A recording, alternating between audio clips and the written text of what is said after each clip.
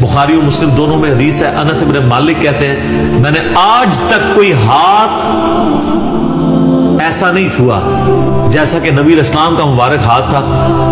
وہ کہتے ہیں کوئی دنیا کی ریشم اور دباج اس سے زیادہ نرم نہیں تھی جو نبی علیہ السلام کا مبارک ہاتھ تھا۔ ریشم کے ساتھ مثال دی ہے۔ یہ نہیں ہے کہ نبی علیہ السلام جو ہے وہ آپ نے بڑی امیروں والی زندگی گزاری تھی، آپ نے تو مزدوری کی ہے، اس کے باوجود اللہ نے ایک پروٹوکول دیا کہ ہاتھ ان کا بہت نرم تھا۔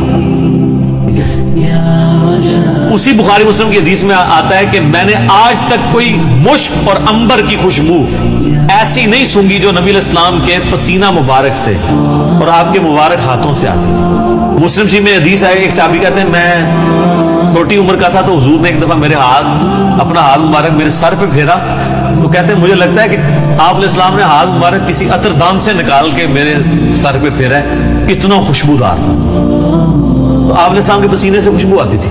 بخاری مسلم دونوں میں حدیث ہے کہ ام سلیم کہتی ہیں کہ نبی علیہ السلام ایک دفعہ سوئے ہوئے تھے تو آپ کو سوتی ہوئی حالت میں بہت پسینہ آتا تھا، تو ایک کھلے برتن کی وہ لے کے آئیں، ایک کھلا برتن، اور نبی اسلام کے مبارک پسینے کو انہوں نے جمع کیا۔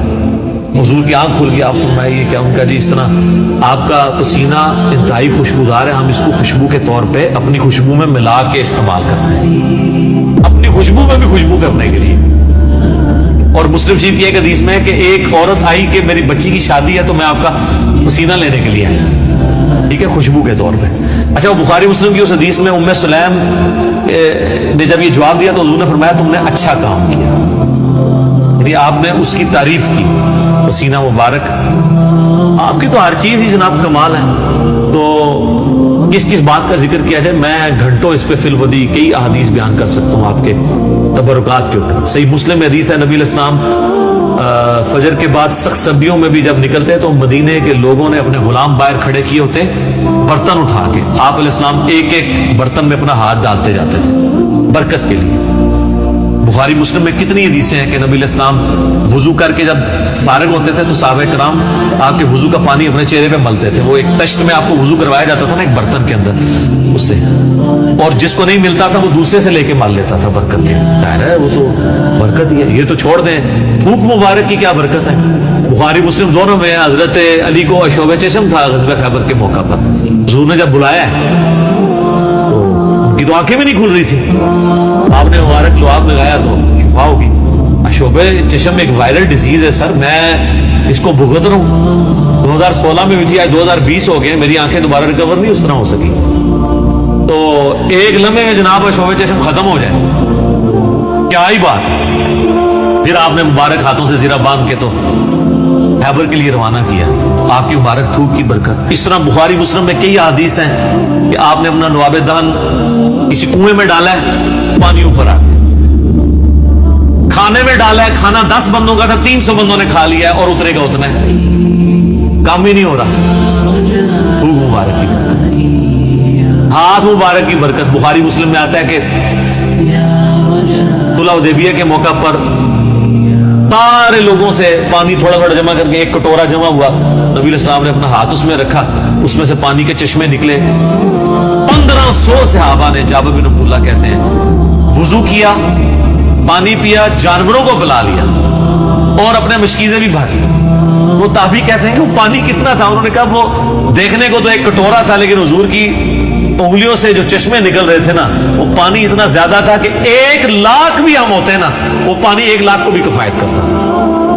تو آپ کے مبارک ہاتھوں کی برکت تھی۔ صحیح بخاری میں آتا ہے ایک صحابی کی پنڈلی ٹوٹ گئی، نبی علیہ السلام فرمایا ٹانگ سیدھی کر، اپنا ہاتھ پھیرا، وہ کہتے ہیں اللہ کی قسم اس طرح ہوگی کبھی ٹوٹی نہیں تھی۔ حالانکہ سر پنڈلی ٹوٹ جائے نا اس کا کیورنگ پیریڈ 6 سے 8 ہفتے ہے اور سالوں اس کی احتیاط چلتی ہے، آپ دوبارہ نہیں وہ باندھ سکتے، اور صحابی کہتے ہیں مجھے یاد بھی نہیں ٹوٹی تھی، معجزہ۔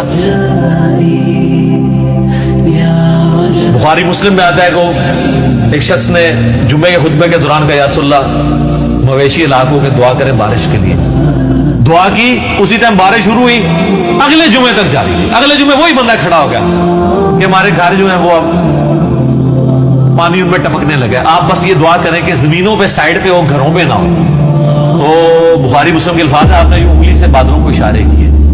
سر اب جن صحابہ نے یہ منظر دیکھا ہوا تھا، صحیح بخاری میں آتا ہے، ابن مسعود کہتے ہیں ہم حضور کے ساتھ کھانا کھاتے تھے، ہم اس کھانے کے نوالوں میں سے تسبیح کی آواز سنتے تھے.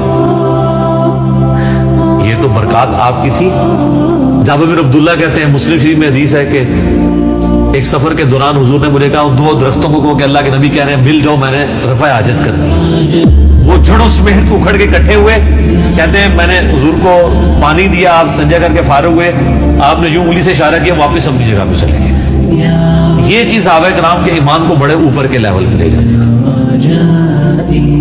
اور یہ تو نبی الاسلام کے ڈائریکٹ تبرکات ہیں. آپ کے بال مبارک جو آپ سے ٹوٹ کے الگ ہو چکے ہیں، ان کی برکات بھی آپ سنیں. صحیح بخاری میں آتا ہے کہ ام سلمہ نے حضور کے چند بال نکالے ایک ڈبیا میں سے، صحابہ ملاقات کے لیے گئے ام المومنین سے، ان کا یہ حضور کے بال ہیں، اور جب بھی کوئی بیمار ہوتا ہے تو محلے میں سے مجھے پانی کا برتن بھیج دیتا ہے، ہم اس میں گھول کے دیتے ہیں، شفا ہو جاتی ہے. حضور کی وفات کے بعد. اور بال مبارک تو پھر بھی جسم کا حصہ ہے، کرتا مبارک تو جسم کا حصہ بھی نہیں ہے، یہ تو الگ سے ایک چیز ہے نا. صحیح مسلم میں ہے کہ سروانی تیالسی جبہ اسما ابن بنت ابی بکر نے حضرت عائشہ کی بڑی بہن نے نکالا اور کہا یہ رسول اللہ کا کرتا ہے جس کے اوپر یہاں پہ گوٹ بھی لگی ہوئی تھی، کالے کلر کا تھا. بائی چانس آج میں نے بھی کالا کپڑے پہنے، یہ سنت ہے. تو وہ کہتی ہیں کہ حضرت عائشہ کی وفات کے وقت میں نے اپنی بہن سے یہ کرتا لے لیا اور حضور اسے پہنتے تھے، اور ہم اس کا دھون مریضوں کو شفا کے لیے دیتے ہیں. یہ ساری آپ کی برکات ہے. آپ علیہ السلام ایز اے اسپیشیز انسان ضرور تھے، مرتبے میں اور کوالٹیز میں کوئی انسان ان کے برابر نہیں تھا. بخاری مسلم میں آتا ہے کہ آپ علیہ السلام پیٹھ کے پیچھے بھی دیکھ لیتے تھے. آپ نے فرمایا، بخاری مسلم کے الفاظ ہے کہ اپنی صفیں سیدھی رکھا کرو اور نماز خشوع خضوع سے پڑھا کرو. اللہ کی قسم میں اپنے پیٹھ کے پیچھے سے بھی تمہیں دیکھ رہا ہوتا ہوں. یعنی حضور علیہ السلام کو پیچھے بھی نظر آتا تھا آنکھ کے بغیر. یہ معجزہ ہے. یہ اللہ نے آپ کی اسپیشل پروٹیکشن کی ہوئی تھی، آپ پہ وہ پیچھے سے بھی حملہ نہیں کر سکتا تھا. آپ ہر طرف 360 ڈگری کا آپ کو ویژن ہر وقت نظر آتا تھا. یہ آپ کا معجزہ تھا. بخاری مسلم میں الفاظ ہیں، وہ کسوف کی نماز آپ نے پڑھائی سورج گرہن کی، آج بھی میرا لگا ہوا تھا یہ 1-2 دن چلنا ہے. تو کسوف کی نماز پڑھائی تو آپ نے نماز کے دوران کچھ قدم آگے کیے، پھر یوں ہاتھ بڑھایا، پھر واپس کھینچ لیا. صحابہ نے کہا یا رسول اللہ، آج آپ کو ایک عمل ایسا کرتے دیکھیں پہلے نہیں کرتے. آپ فرمایا کہ میں نے جب نگاہ اٹھائی تو میں نے جنت دیکھ لی، جنت 7 آسمانوں کے اوپر، اور اس میں نے انگوروں کا ایک گوشہ دیکھا. میں نے ارادہ کیا تمہارے لیے توڑ لوں، پھر تم کھاتے ہی رہتے، کیونکہ جنت کو فنا نہیں ہے. وہ اگر گوشہ نیچے آ جاتا نا، اسی بھی کھا رہے ہوں گے. جی، جنت کو موت نہیں ہے. جنت میں آپ جب کھائیں گے، کھا کے فارغ ہوں گے، پھر وہاں ایک گوشہ اور لگ جائے گا. جنت کو چھوڑ دیں. بخاری مسلم میں آتا ہے حضرت ابو ہریرہ کو حضور نے وہ ایک تھیلی میں کھجوریں دی تھی، پوری زندگی کھاتے رہتے تھے. وہ ایک دفعہ ان سے پھر الٹ گئی تو اس کے بعد وہ ہوا، جب تک وہ کھاتے رہے. ٹھیک ہے.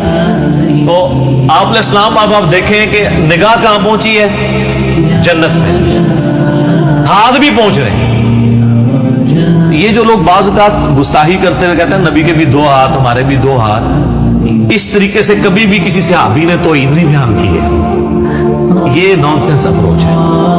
آپ ایک بات طریقے سے بیان کریں جو حدیث میں آئی ہے کہ میں بھی ایک انسان ہوں، اللہ کا قاصد قریب ہے، میرے پاس آئے موت کا فرشتہ اور میں بھی چلا جاؤں، جو غدیر خم کے شروع میں آتی ہے. اس طریقے سے سیدہ صاحب کی حدیثیں جو بخاری مسلم میں آتی ہیں، میں بھی ایک انسان ہوں، جس طرح تم بھولتے ہو میں بھی بھول جاتا ہوں. اب یہ الفاظ استعمال کریں. باقی آپ علیہ السلام کی جو کوالٹیز اللہ نے آپ کو دی ہیں وہ اتنی ایکسٹرا آرڈنری ہیں. آپ کی ایک ایک چیز کو اگر کنسیڈر کیا جائے نا تو اس پہ گھنٹوں بولا جاتا ہے.